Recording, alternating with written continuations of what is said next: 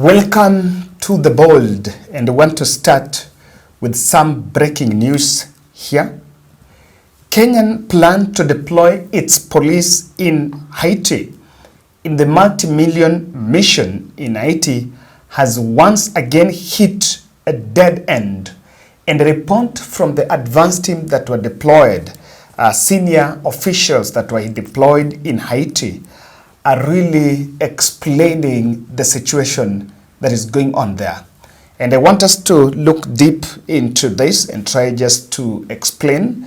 According to a source, an official with the details who spoke to Miami Herald, one of the media outlets in the United States of America, they're saying that that mission will be delayed, and this is despite an assurance from the Foreign Affairs PS, PS Correr Senior, when he was giving his speech in Nairobi. He assured the nation that they will be heading to Haiti. It was just 2 days ago.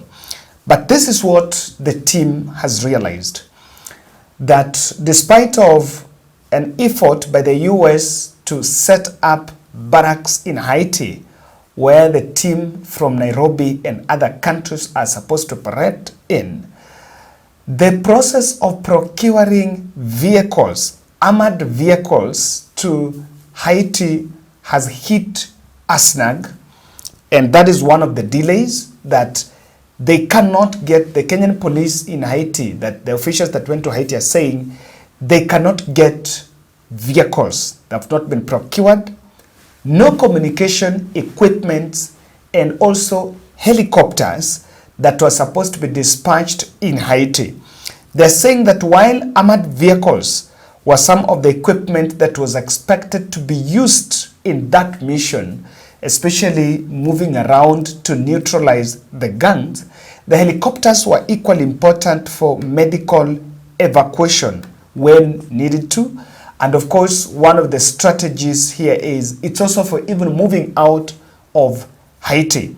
So the 20 officers that already came from Kenya and went there are saying the rest, the deployment in Haiti that was supposed to happen this week may not be effected because not so much has been done.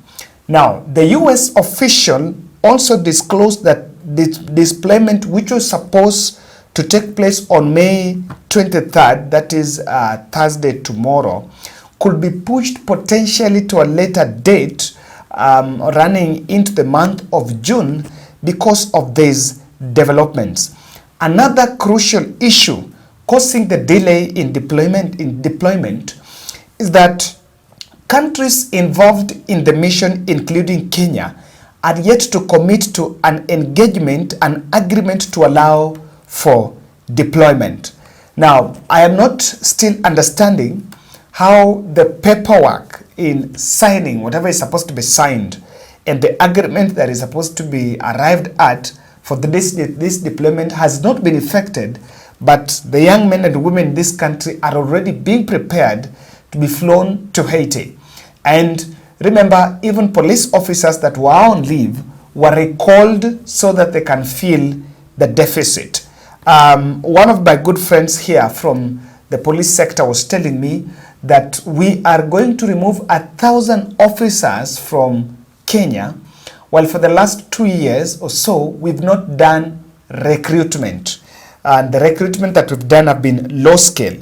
So it's even a big blunder by removing Kenyan police in the tune of 1,000 from Kenya, because it really comes at a cost, and we may not be able to cover that as a country.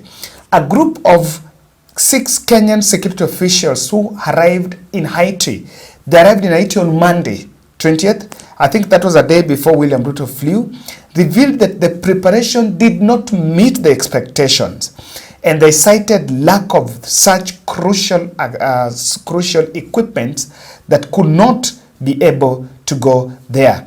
Remember, the conflict agent also confirmed the inadequacy of the armored vehicles that police could even use traveling around the dangerous zones within Port-au-Prince. So what's happening with even that is their national airport?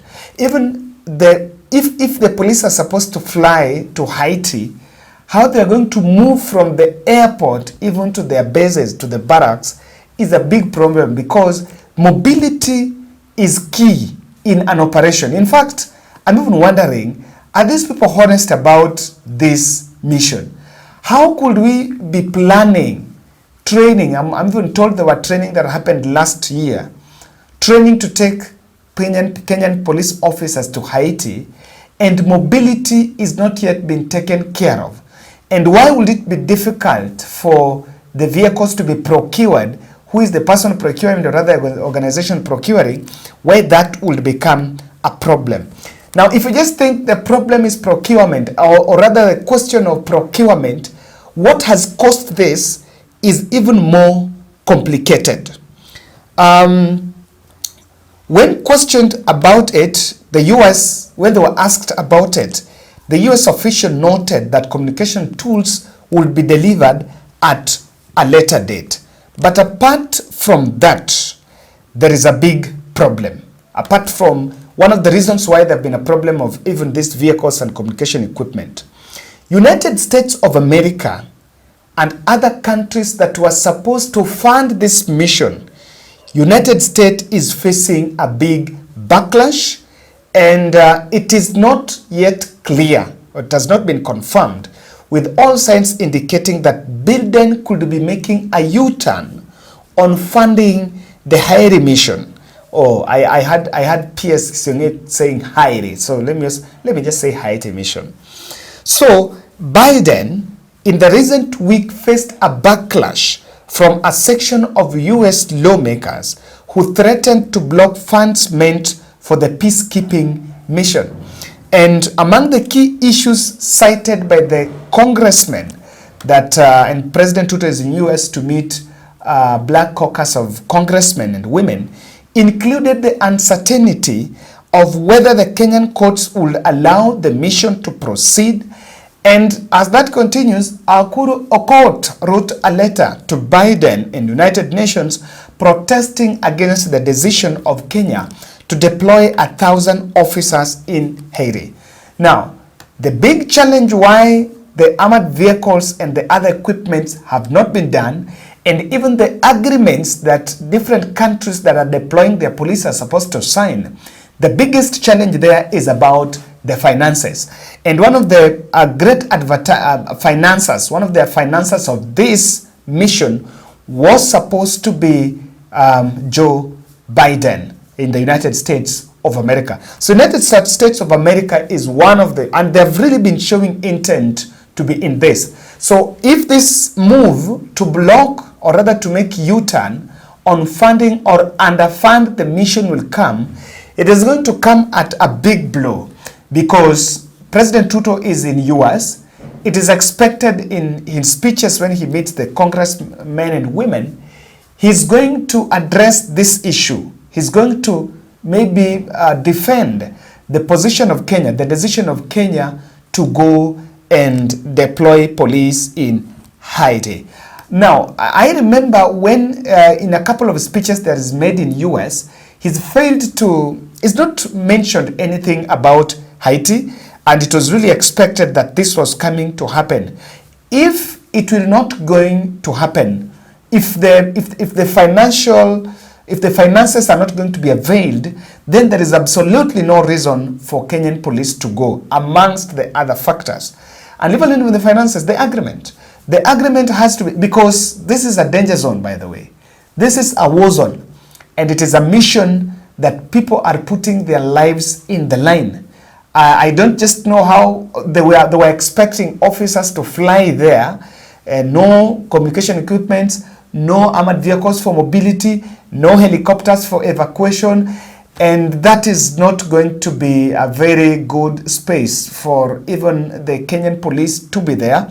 This is a story we will closely monitor, and we believe that President Ruto's visit in United States of America, and today he's going to meet, I think, Biden in Washington.